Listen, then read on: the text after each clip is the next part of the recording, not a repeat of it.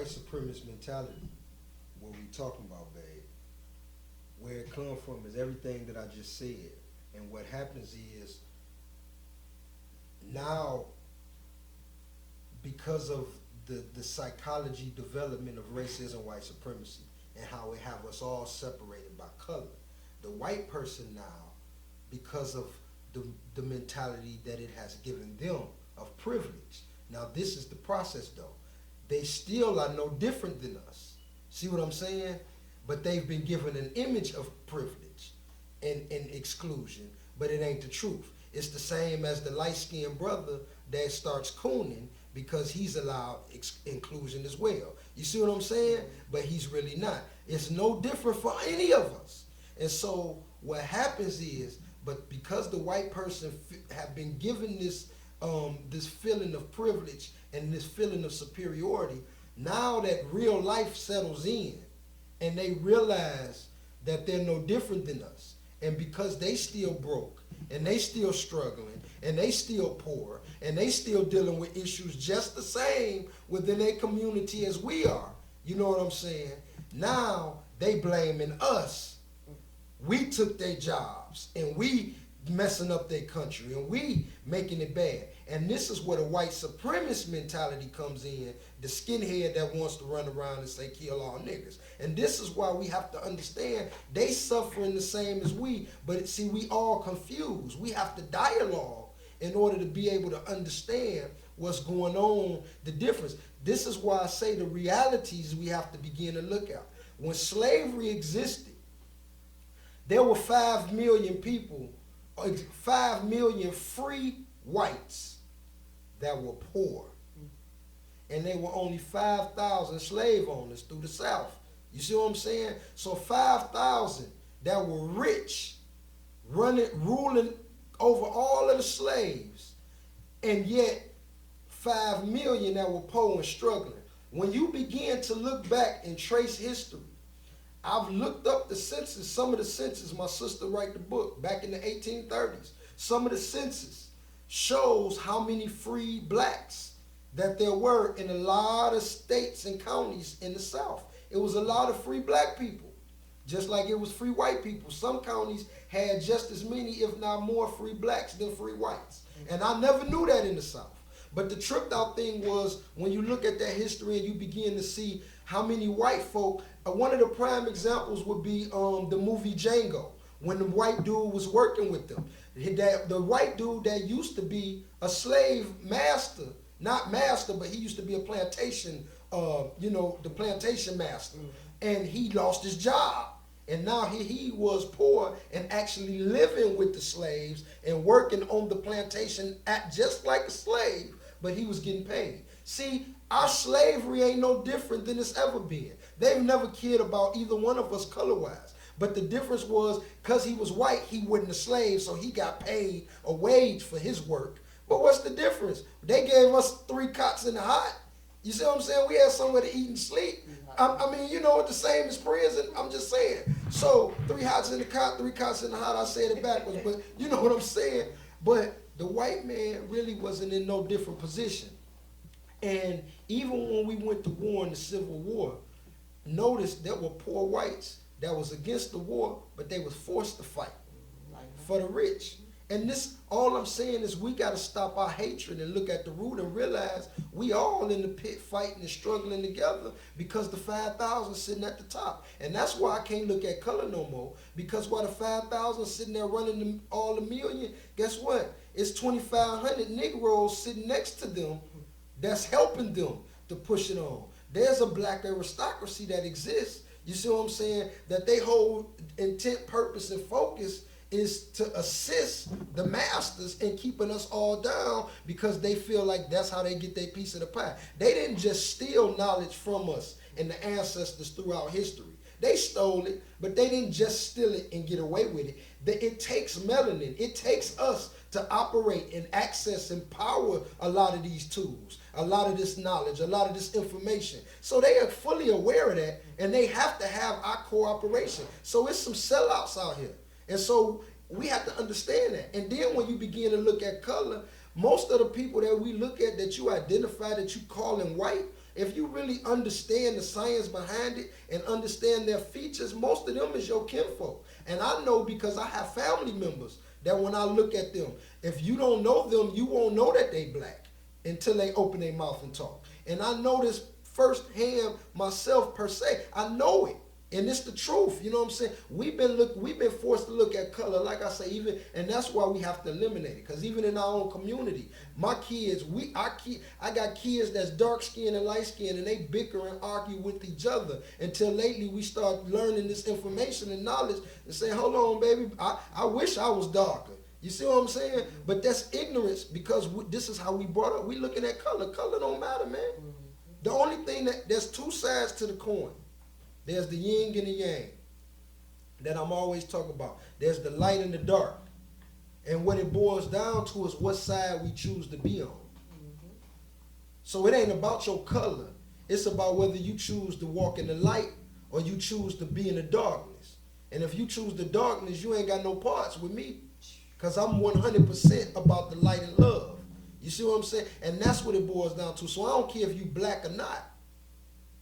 And because I'm light and love, I don't see color. Ain't one white person that exists in the day did nothing to me personally, individually. I understand what have happened to my ancestors. I understand that. But like I say, that's just like me to say I'm going to go out here now and I'm going to go kill every nigga that killed my cousin because they was gang banging. So now I got to kill every nigga that is wearing the color or banging against my... No. That was what happened then. That was the life we were in. I understand the results of the consequence of actions chosen then. I ain't excusing the activity, nor am I making it okay. But what I'm saying is I understand what it was, when it was, why it happened, and we moving on. You understand? It's the same exact principles when you think about it. See what I'm saying? We want to acknowledge psychological development problems in our community and how they've affected us, racism, white supremacy, and why we messed up, but it unaffected everybody. So if we're going to heal and if we're going to move on and we're going to get better, that's the way to do it. Love is the only way to conquer, baby, and love is the only way for us to all move forward. And I'm talking about for personal growth, for self. See, each person have to be healed individually. Each individual have to get what I'm saying to be able to transfer it on to another one. I'm teaching a community, but these are individual lessons.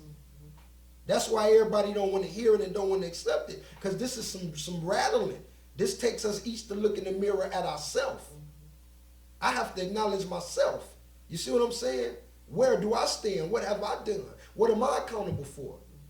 Where do I need to get better? Why does his actions affect me? Why should the way somebody else feel or think affect me? Why should I care what you think or feel? And if real deal today is a new day, then why should anything that happened yesterday affect my today? The only thing anything from yesterday can do is be a fuel to what I'm going to do today. All it can do is fuel why I'm not, or why I am, or why I want to, for whatever it is that I'm pursuing. Because whatever happened yesterday is over. Even, I'm talking whatever it is. Even if you won yesterday, you will lose today if you focus on yesterday's victory. It don't matter what it is. Today is a new day. And this is what we got to begin to focus on. And everything is about spiritual. What we have to understand is the key thing that this establishment has done has brought our vibrational level down to where we only focus on things in this physical realm, material things that mean us not. We know they mean nothing. We already aware of this. This not even a clue. We already know that these things mean nothing. We know there's absolutely not one single thing that I'm going to take to my grave with me that is going to translate with me over to the other side. However, I spend not one single moment seeking those things which will carry over with me to the other side.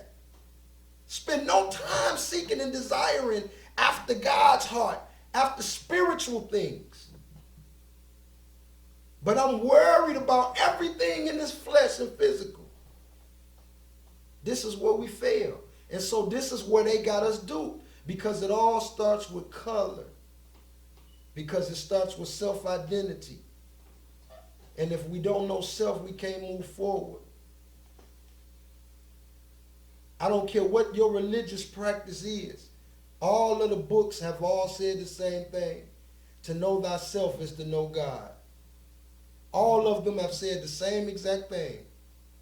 Every single one of them have taught the same. Jesus, out of his own lips, said, the kingdom of God is within you. You must begin to search within. And he said, get an understanding now. Make sure that you're clear in understanding what you're learning. Because everything that matters is only in the spirit. Period. But we ain't concerned with it. He said, pay attention. There's going to be a whole lot of people coming. And they're going to be saying this and saying that, but you got to watch. And the reason I'm saying it, because you got to pay attention. The one thing, they tried to trick us, but they left it there. We only got 4 books with him that they gave us in their version. Now, there's some books that they left out because they didn't want us to see his humanity. They didn't want us to understand the real personage of who he was. They didn't want us to know his real relationship with Mary. They didn't want us to understand how he walked. That's why there's left out a time frame from his youth to his adulthood. The time, what's more important in your life than from the age of 12 to 30? If you died at 33, what could have been more important time in your life? But why is it left out? It ain't left out. They left it out. Because there's certain things they didn't want us to know about truth. Because they didn't want us to get the message that was really given. But they messed up, because even in the little bit that they gave us, for those that would seek truth and desire it, like he said, like precious rubies, and would really understand the energy that he represented, the higher level of consciousness, he gave us every example of how to get there. He told us and demonstrated that it was all about spirit, that we need to not follow after no type of man, no type of teachings. But the main thing he did was he made very, very, very detailed and sure to make sure that we understand that there is no form, ritual, function, there is no symbolic, there is absolutely nothing religious about walking and being one with the Creator. And he made sure that was his whole purpose, and we missed it. We missed it because instead of following him, you understand what I'm saying? We started following the doctrine that they gave us of him instead of following him. And so we miss it. But he let us know there's none of this will, and I promise when we begin to dig deep and look and understand, and I'm going to leave this alone because I'm not messing, but when we begin to dig deep and really look and pay attention to details, because it's really simple, but if we pay attention to detail, if we look the way we were told to look and pay attention, instead of just accepting everything that's been given to us, that we operate blindly, then we would look and we would pay attention to the details, and we would realize the structure doesn't line up. And we will realize that 1 and 1 is not equaling 2 in regards to some things. And so we would at least begin the process of opening and asking some questions. But I'm telling you, spiritually is the thing that we need to seek and desire. And we can only get there through love. But we can only get the love through embracing the darkness. You embrace the darkness not by embracing darkness, but by understanding your innermost darkness, which allows us to understand others. You got to be able to see it from the root to understand it in order to heal from it, to fix it, for it to get better. You see what I'm saying? Everything we dealing with is real life issues. That's why they all sitting in front of us. We could go from a drug addict, a substance abuser, or we can go from a violent offender, gangbanger, drug dealer, drug user, the same. You understand what I'm saying? Somebody who is out here with multiple homicides, just killing people because of their perspective. Mm-hmm. But I've seen these same people switch their life around once their eyes are open and perspective is changed. You understand what I'm saying? And that goes for either one. This is why some people can smoke crack and never clean up, because they don't never get it. They don't want to wake up. They just like, I'm cool out here. And until they go to a million rehabs, but until they realize within themselves, I got a problem. I don't like this. It's only that self. It's only that place can we be healed. I can't tell you nothing. No one can tell you nothing. The most we can do is, the closer your experience is to mine, I can share. And hopefully you can relate. But at the end of the day, each one of us have to get it for ourselves. Each one. That's why everything is done from the heart. Because that's the place. So, you know, that's what it is.